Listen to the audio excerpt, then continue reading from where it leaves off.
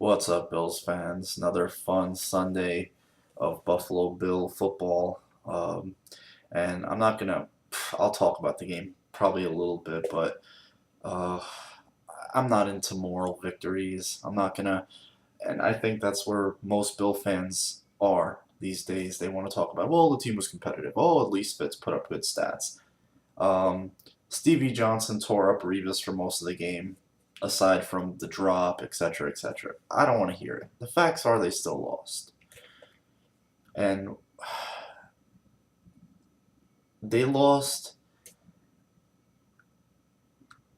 this game the way they've lost so many other games. They're just a day late, a dollar short. I mean, it's the Lossman rollout all over again.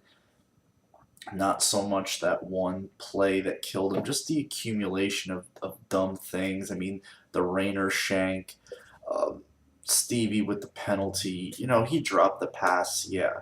But then Fitz, you got your $10 million quarterback who's played like garbage, who somehow still manages to fly under the radar for most teams. I mean, he goes out and throws 3 touchdowns today, but still, the last 3 weeks they've gotten nothing from him. And he overthrew Stevie on the last play of the game. He led him one wrong way and another. He blows 10 seconds to run out of bounds instead of just throwing the ball away. I mean, come on. This is your $10 million a year quarterback. Shouldn't he be a little bit more heady than that? Apparently he's got this, high IQ. He's supposed to have thought these things out at least an hour before we have.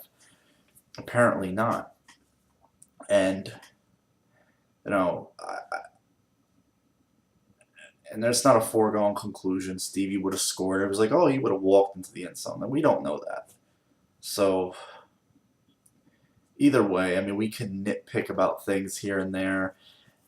But what I originally want to talk about is you see things that just make the organization look bad.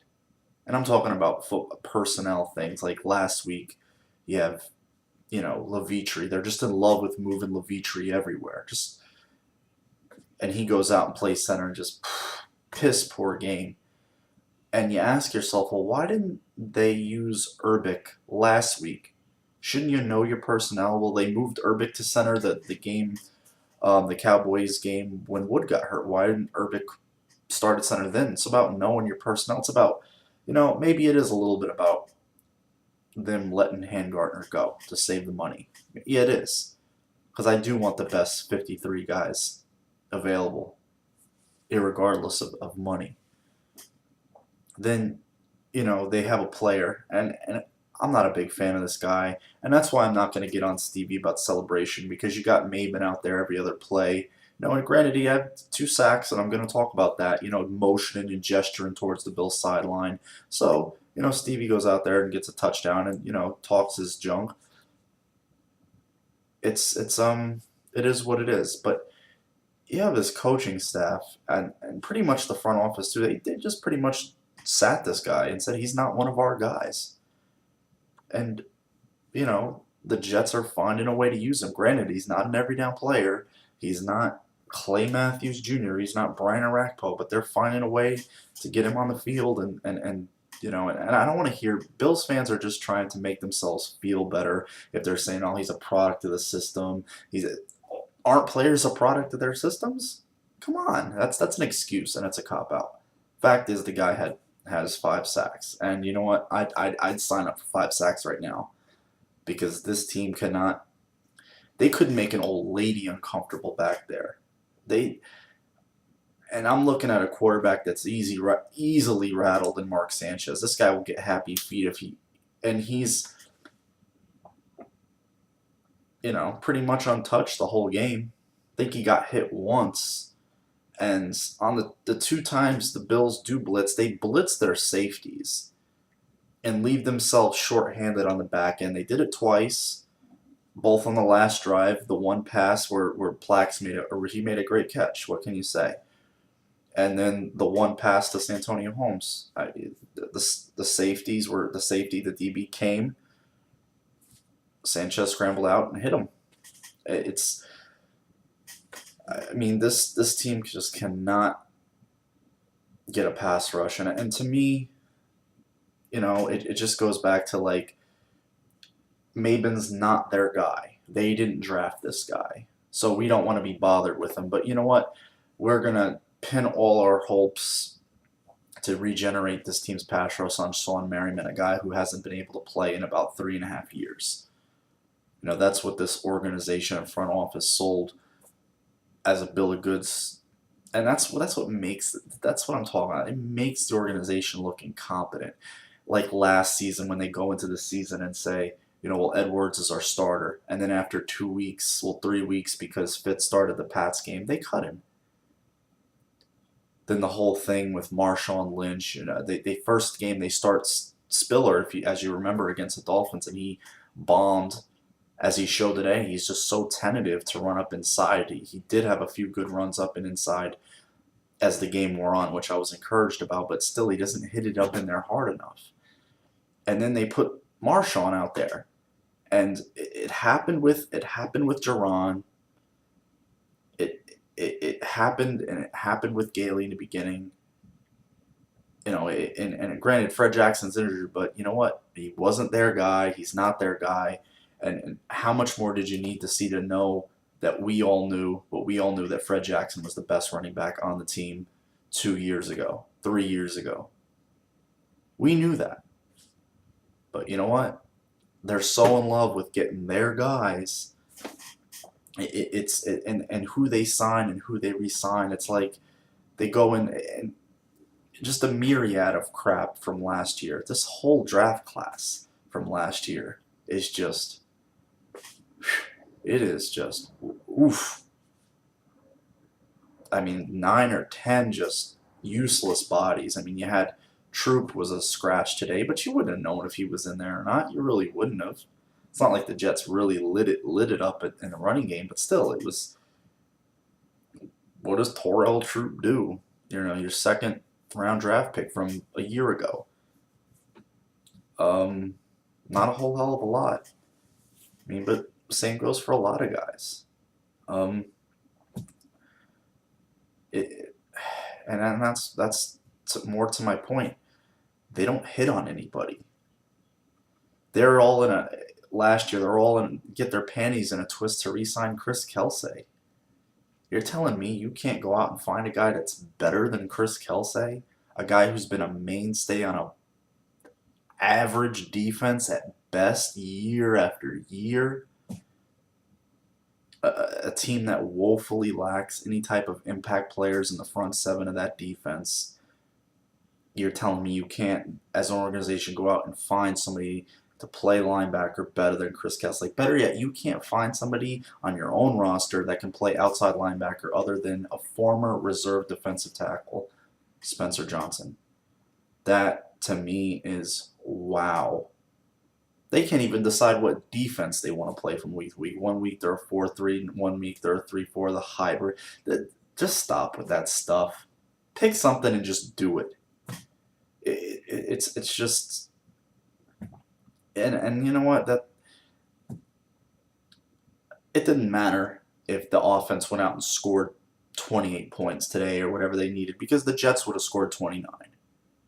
And if you look back at the games they won early in the season when they didn't play a team that was physical, that'll smack you in the mouth, they had to outscore them to beat them. I mean, they ran a few good teams that are pretty much down in the dirt with injuries, and they jumped on the Chiefs, the Redskins.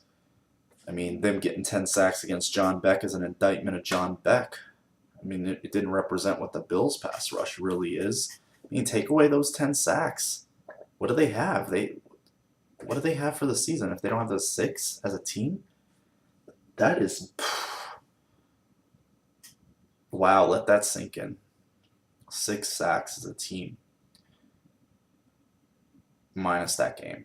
That is unbelievable. I mean, it's believable because it is what it is, but I mean, this team just can't. It's like the Ravens. They go out and they re-sign, I remember they had a decision a few years. They had to resign some guys, and they had to pick between Ray Lewis and Bart Scott, and then they had to resign Terrell Suggs and give Haloti Ngata contract extension, and we're re-signing Chris Kelsay, and we're bringing in Reggie Torbor.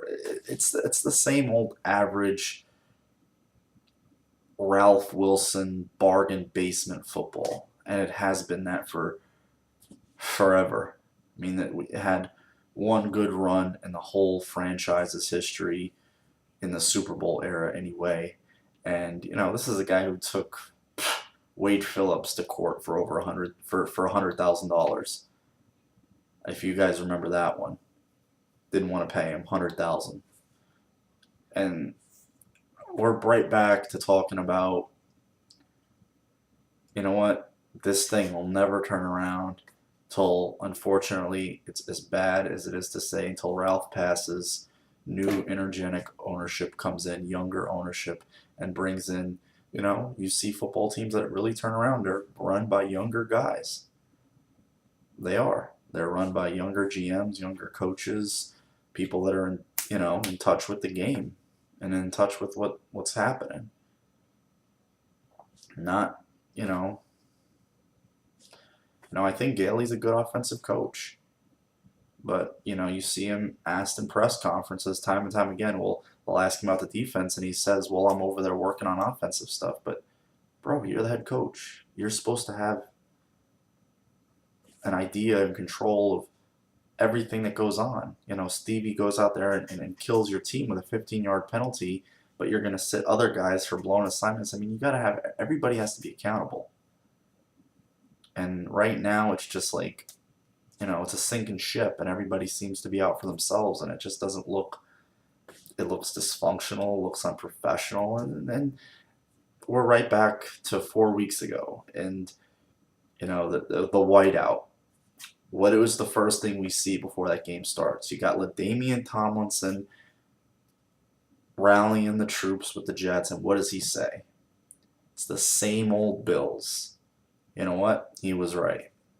They're the same old Bills. They're the same old Bills. 4 weeks ago, they were the same old Bills in week 1. We just didn't know it yet. We like to kid ourselves, but they're the same old Bills, and that's what sucks.